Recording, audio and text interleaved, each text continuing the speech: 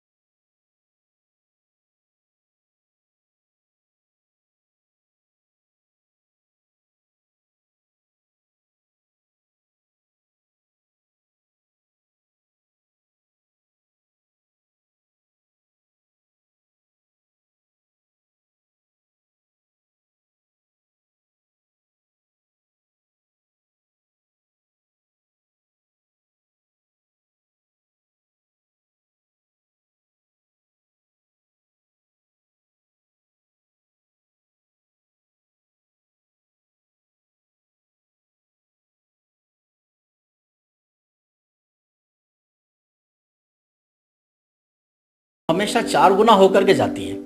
अब गोली 2 चली तो कहीं कहा जाएगा कि गोलियां चल गई, एक कोई व्यक्ति हताहत हुआ है तो 4 लोग वो हो गए, तो एकदम से, यानी कि वो मुझे आज भी क्षण याद आता है कि सारा वातावरण बदल गया और एकदम से मैंने परिवार के सब लोगों से डरते डरते कहा कि मुझे जाना पड़ेगा। तो ये जो सिचुएशन होती है ये पत्रकारों के साथ करीब करीब सभी के साथ होती है। आपके साथ भी हुई होगी, शाहिद भाई के साथ भी हुई होगी, सबके साथ होती है। तो मैं आम जनता से केवल यही निवेदन करना चाहता हूं कि हम लोग किसी भी कार्य पर, किसी भी व्यक्ति पर, किसी के भी व्यवहार पर 1 मिनट में अपना कुछ भी अभिमत व्यक्त कर देते हैं कि वो हमको दिखाया नहीं, हमारी खबर नहीं आ पाई, समय पर नहीं आ पाया, कार्यक्रम खत्म हो गया है। लेकिन उसके पीछे की कितनी मजबूरियां रहती है, हमें अपनी कितनी खुशियों को दबाना पड़ता है। एक शब्द में बात बोले, पारिवारिक खुशियों को अपने को छोड़ना पड़ता है। तो कब क्या परिस्थिति बन जाए, आपको कहीं जाना है, खबर आ गई, आपको जाना है, कोई वीआईपी आ गया है, आपको इंटरव्यू करना है, आपको जाना पड़ेगा। कोई खबर एक बार रहती है, दोबारा आपको खबर नहीं मिलेगी। बिल्कुल सही बात है।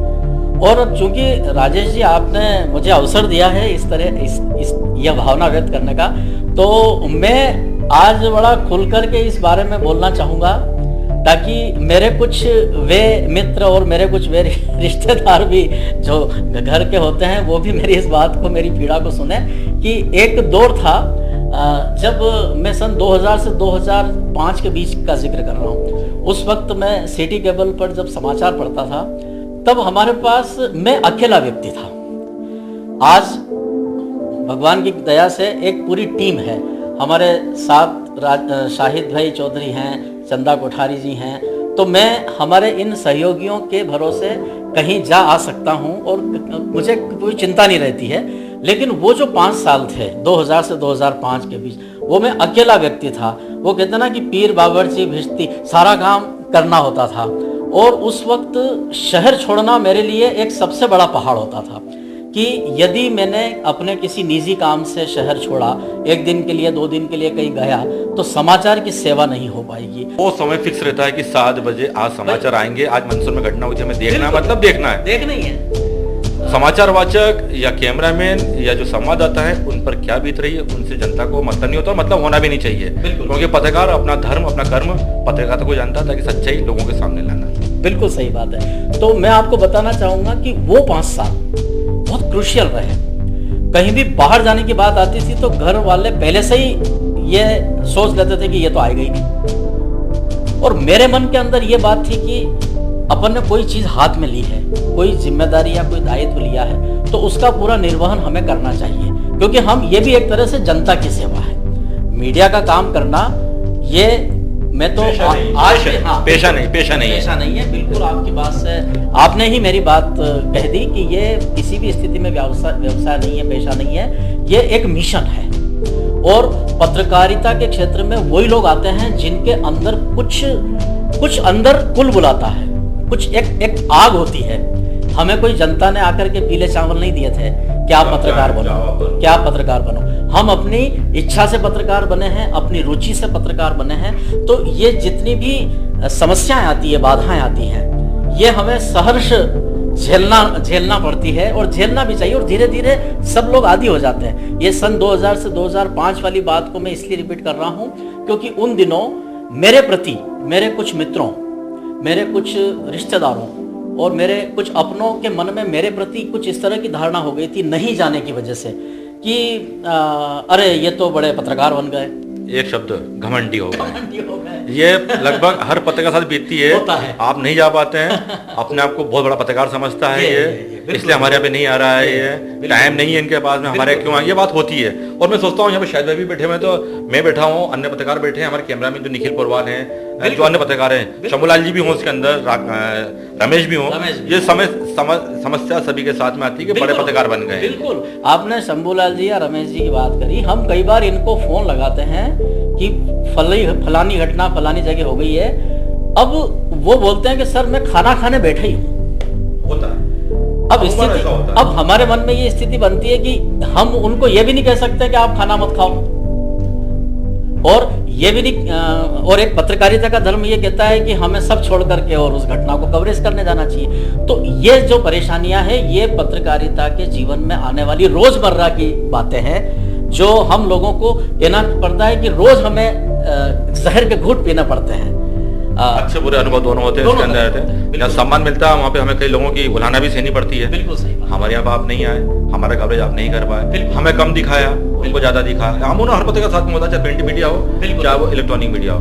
तो ब्रजेश जी, आपने 2005 के आसपास की घटना तुम्हें बता दी। हालांकि उस टाइम पे सोशल मीडिया भी इतना नहीं होता था, लोगों की अपेक्षाएं स्वाभाविक तौर पे लोकल टीवी से ज्यादा होती थी, सबसे ज्यादा होती और एक नया क्रेज भी था उस चीज का। तो आज हम सन 22 में चल रहे हैं, ठीक बात है, सोशल मीडिया भी आ चुका है, फिर भी हम आपकी एक्टिविटी देखते हैं। मैं पर्सनली आपकी बात कर रहा हूँ और मैं पर्सनली आ गया हूँ आपके ऊपर। जैसे मैंने आपको बताया कि हर जगह आपकी उपस्थिति होती है, उपस्थिति की आपकी गरिमा में उपस्थिति रहती है, हर जगह आप पहुंच जाते हैं। आज सामाजिक दायित्व भी निभा रहे हैं आप, धार्मिक दायित्व भी निभा रहे हैं, संस्थाओं के यहाँ पे भी जाते हैं आप। तो अब ये आप मैनेज कैसे कर लेते हैं ये? मैं उन लोगों को बताना चाहता हूँ जिनकी पत्रकारिता की बिगनिंग है, ताकि आपके अनुभव से वो अपना टाइम मैनेजमेंट कर सके। राजेश जी, आपने मेरी दुखती रग पकड़ ली है। वास्तव में ये सब चीज़ें होना एक, मैं तो ईश्वर की कृपा ही मानता हूँ कि ये सब कैसे हो जाता है।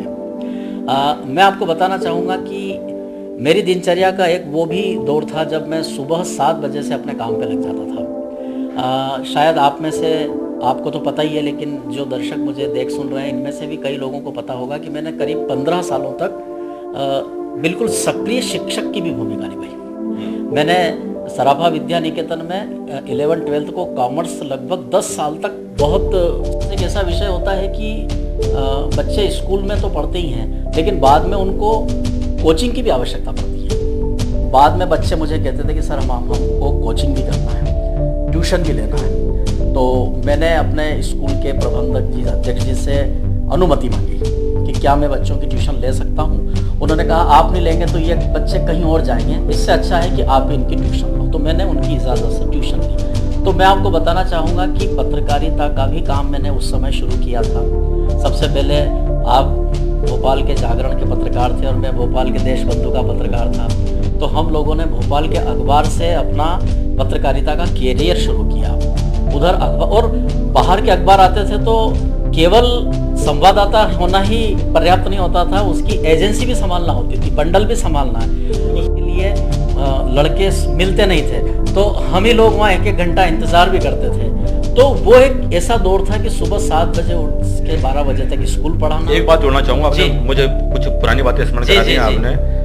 आज खबर देने के लिए हमारे पास मोबाइल है, मेल है, व्हाट्सएप है। हाँ, उन दर्शकों को मालूम नहीं होगा जब पत्रकारिता में पेपर चला करते थे और जब हम बाहर के पेपर में काम करते थे, खासकर भोपाल के, अमूमन भोपाल के पेपर एक दिन मंसूर में लेट आते थे और हमें खबरें देने के लिए बस स्टैंड पर ड्राइवर के या कंडक्टर के हाथ पैर जोड़ना पड़ते थे और कुछ राशि भी देनी पड़ती थी। यह राशि हमें पेपर मालिक की तरफ से नहीं मिलती थी, अपनी जेब से हमें देना पड़ती थी। और उनकी इच्छा होती थी तो वो समाचार लेकर जाते थे और निर्धारित जगह पर जाकर डालते थे। वो नहीं डालते थे तो हमारी मेहनत, हमारी खबर पूरी खत्म हो जाया करती थी और हमें लोगों के उलाना अलग से सुनने पड़ते थे। बिल्कुल सही, वो चीज जोड़ना चाह रहा था मैं। बिल्कुल सही बात है। तो यही सब वो दौर था। तो अब चूंकि कोचिंग के लिए भी बच्चे आते थे, तो आने के बाद मैं खाना खाता हूँ और 1 बजे से मेरे यहाँ कोचिंग पढ़ने आना शुरू हो जाते थे बच्चे, जो रात की 9 बजे तक होते थे। और उसी बीच में पत्रकारिता का भी काम मैं करने की कोशिश करता था। हालांकि धीरे धीरे मेरा पत्रकारिता के क्षेत्र में कार्य क्षेत्र बढ़ा और उधर से मैं सिमटता गया। लेकिन चूंकि मेरी शुरू से अभिरुचि सामाजिक और धार्मिक क्षेत्र में भी रही है, तो कई संस्थाओं का मैं कार्यकर्ता बना और धीरे धीरे मंचों से भी मैं जुड़ा। क्योंकि विद्यार्थी जीवन में चूंकि मेरे फादर साहित्यकार थे, कवि थे, विद्वान थे, तो स्कूल में जब भी कोई आयोजन प्रयोजन, जयंतियाँ आती या कोई साहित्यिक गतिविधि होती थी तो शिक्षक गण मेरा नाम मेरे से बिना पूछे ही लिख देते थे, क्योंकि उनको पता था कि ब्रजेश जोशी के पिताजी पंडित मदन लाल जी जोशी हैं, तो तुलसी जयंती होगी तो वो इसको भाषण लिख कर दे देंगे, या हिंदी दिवस होगा तो दे देंगे। तो मेरे ऊपर ही एक प्रेशर भी रहता था। अब हालांकि वो चीज़ ना देती थी कि मेरे साथ के बच्चे तो खेल रहे हैं, मेरे साथ के बच्चे क्रिकेट खेल रहे हैं और मैं तुलसी जयंती का भाषण पढ़ रहा हूँ। रेस्ट में सब खेलते थे और मैं भाषण पढ़ता था। तो उस समय बड़ी घबराहट होती थी। लेकिन वही चीज़ धीरे धीरे मुझे एक बोलने के क्षेत्र में मुझे परिपक्व बना दिया। कोई भी बात, कोई भी चीज आज चरित्र में शामिल होगी सारी चीजें। हाँ, बिल्कुल शामिल। तो धीरे धीरे सराफा विद्या निकेतन में मैं नाम लेना चाहूँगा क्रांति चंद जी मिंडा का। उन्होंने मुझे सबसे पहले मुझसे स्कूल के वार्षिक उत्सव के कार्यक्रम का संचालन करवाया। तो वहाँ से मेरी संचालन करने की एक जो प्रतिभा थी वो मुखरित होना शुरू हुई। और पत्रकारिता के क्षेत्र में आपको बताना चाहूँगा कि आज सन 2022 में मैं मंदसौर जिला प्रेस क्लब का आप सब मित्रों ने मुझे अध्यक्ष बनाया है, और 1991 में मैं, उस समय भी आप थे हमारे साथ, मैं युवा पत्रकार संघ का भी अध्यक्ष बनाया गया था।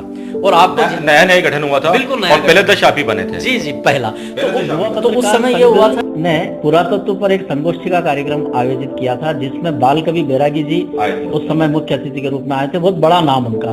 तो अब युवा पत्रकारों की बैठक में ये बात उठ के आई कि उस कार्यक्रम का संचालन कौन करे। तो अब मुझ में हिम्मत नहीं हुई कि मैं अपने साथियों से कहूं कि ये काम मैं कर सकता हूं, क्योंकि मुझे अपने मुंह से कहने में थोड़ा संकोच लगा। लेकिन जब हमारे यहाँ एक बहुत बड़े प्रख्यात कवि और संचालन करता रहे हैं सुरेश बैरागी जी, सुरेश बैरागी जी का नाम सामने आया कि हम उनसे निवेदन करें कि वे उस संगोष्ठी का संचालन करें। तो हम लोग उनके घर गए, लेकिन पता चला कि वो किसी कवि सम्मेलन में उस दिन बाहर हैं और यहाँ उपलब्ध नहीं है। तो ऐसी स्थिति में फिर जब बिल्कुल बात इस पे आ गई कि अब क्या करेंगे, तो मैंने कहा कि मैं कर सकता हूँ, मैं कर, हिम्मत जुटाई, मैं कर सकता हूँ। तो साथियों ने भी मेरे पे विश्वास किया कि चलो ये कह रहा है तो कर लेगा। तो पहली बार मैंने किसी सार्वजनिक कार्यक्रम का संचालन किया। वो संचालन की आपकी शुरुआत थी? वो शुरुआत, उसके बाद लगातार चलती गई, परिपक्व होती चली गई है। मैं आपको राजेश जी बताना चाहूंगा कि पत्रकारिता के साथ साथ जो मंचों का ये सफर मेरा चला है, मैं प्रयास करता हूं कि मैं जिस भी कार्यक्रम में जाता हूं उस कार्यक्रम की डिटेल और मेरे संचालन करने की संख्या जरूर लिखता हूं। तो अभी मैंने लास्ट नोट किया कालिदास समारोह का 26 फरवरी वाला, ये मेरा 694वां कार्यक्रम था। 694 जिसका संचालन आपने किया? मैंने संचालन किया। ये शुरुआत हुई थी 1990 से, तो 2022 तक आते आते 694 कार्यक्रमों का मैं संचालन कर चुका हूं। और मैं आपको ये भी बताना चाहूंगा कि करीब 12 साल पहले 2009 में दैनिक भास्कर ने एक आर्टिकल लिखा था। तब उस समय दैनिक भास्कर के ब्यूरो चीफ कोमल सिंह जी तोमर थे, जो अभी मंदसौर प्रभात के संपादक है। इन्होंने सुरेश बैरागी जी पर और मुझ पर एक आर्टिकल तैयार किया था कि ये दो व्यक्ति ऐसे हैं जिनकी कई तरह की सेवाएं लोग करते हैं। जो धनवान है वो धन की सेवा करता है, जो धर्मवान है वो धर्म की सेवा करता है, लेकिन हमारे पास ये प्रतिभा है, तो हम इस प्रतिभा के माध्यम से, और सबसे बड़ी बात यह है कि नॉन प्रोफेशनल मैं संचालन करने का कभी, मैं प्रश्न पे आने वाला था, मैं इसी प्रश्न पे आने वाला था, मैं इसी प्रश्न पे आने वाला था। आमतौर पर आम लोगों की धारणा यही होती है कि जो जितना पत्रकार व्यस्त है वो उतना ज्यादा कमाता है। बिल्कुल बिल्कुल, कितनी सच्चाई है इस बात में? बिल्कुल, इसमें धारणा में और सच्चाई में जमीन आसमान का अंतर है, जमीन आसमान का अंतर है। और मैं दर्शकों को ये कहना चाहूंगा कि केवल मैं ही नहीं, इस शहर में रहकर जितने भी मेरे साथी पत्रकारिता कर रहे हैं, जिसमें राजेश कुलशेष भी हैं, शाहिद चौधरी भी हैं, और भी मित्र हैं, मैं सबकी तरफ से ये बात कह सकता हूं कि हम सब लोग अगर इस शहर में वर्षों से पत्रकारिता कर रहे हैं, तो निश्चित रूप से हम में से कोई भी व्यावसायिक नहीं है, या हम लोगों का कोई घर गुजर बसर इस पत्रकारिता से नहीं चल रहा है। हम सब लोग अपना, जैसे आप वकालत करते हैं, शाहिद भाई अपना पारंपरिक व्यवसाय करते हैं, और मैं स्वयं एक शिक्षक रहा हूं, और अन्य भी, मैं जहां मेरे लेखन के सरोकार हैं, लेकिन मैं केवल, या मेरे साथी केवल पत्रकारिता के आधार पर ही अपना जीवन बसर नहीं कर रहे हैं। क्योंकि आप भी जानते हैं दर्शकों, और हम सब जानते हैं कि आज के दौर में यदि हमें पूरी तरह से यदि आर्थिक रूप से आत्मनिर्भर और सक्षम होना है, तो हम मंदसौर में पत्रकारिता करते हुए उस दिशा को प्राप्त नहीं कर सकते। उसके लिए हमें किसी महानगर की तरफ रुख करना पड़ेगा, वहां पैकेज में जाकर के, और प्रोफेशनल होना पड़ेगा, पूरा प्रोफेशनल होना पड़ेगा। और मैं केवल मेरे लिए नहीं कहता, मेरे जितने भी साथी मंदसौर के हैं, ये मुझे गर्व है इस बात का कि हम सब लोग सामाजिक कार्यकर्ता भी हैं और पत्रकारिता भी हम करते हैं। बहुत बड़ी बात बोली आपने। जोशी जी के बारे में तो आप सभी जानते हैं कि मंदसौर के प्रभुत्व वर्ग में से आते हैं, पत्रकारिता का क्षेत्र में ये अपने शौक से हैं, पिताजी की प्रेरणा से। मैं अपने पिताजी को जरूर याद करना चाहूंगा कि उन्होंने मुझे उन्होंने मुझे प्रेरित किया। लेकिन उन्होंने मुझे जब पत्रकारिता करने की इजाजत दी थी राजेश जी, तो उन्होंने मुझे एक बात कही थी, नसीहत दी थी कि पत्रकारिता के क्षेत्र में यदि काम करो तो किसी भी तरह का आपके ऊपर कोई लांछन नहीं हो। मोटी बात ही है। और मुझे खुशी है कि पत्रकारिता एक शीशे के घर की तरह होता है। बिल्कुल बिल्कुल, भले टूटेगा नहीं मगर स्क्रैच जरूर पड़ जाते हैं इसके ऊपर। बिल्कुल। एक बार स्क्रैच पड़ा तो फिर आप उसको रिपेयर नहीं कर सकते हैं। कांच के मकान को तो आप रिपेयर कर सकते हैं, मगर पत्रकारिता में जो कांच की दीवार है इसको आप रिपेयर नहीं कर सकते। आपकी डिग्निटी, आपका व्यक्तित्व पूरा करना हो जाए। और जब तक पिताश्री थे दुनिया में तो उनके सामने तो उनके किसी भी नियम का उल्लंघन करना, सोचना भी असंभव नहीं था। लेकिन जब वे गोलोकवास में चले गए, वे दुनिया में नहीं रहे, तो मेरे मन में और ज्यादा जिम्मेदारी आई कि उनके रहते हुए यदि मैं कोई गलती कर लेता तो फिर भी कहीं एक आध जगह वो क्षम्य हो सकती थी, लेकिन उनके नहीं रहते यदि मैं गलती करूंगा तो सीधा मेरे ऊपर ये बात आएगी कि देखो पिताजी के जाते ही ये भी भटक गए या उन नियमों को तोड़ने लगे। इसलिए आज पत्रकारिता के इस सफर को पूरा करते हुए लगभग मुझे 32 साल हो गए हैं, और इन 32 सालों में मेरा प्रयास यही रहा है कि शुचितापूर्ण पत्रकारिता करें, पारदर्शितापूर्ण पत्रकारिता करें और जनहितकारी पत्रकारिता करें।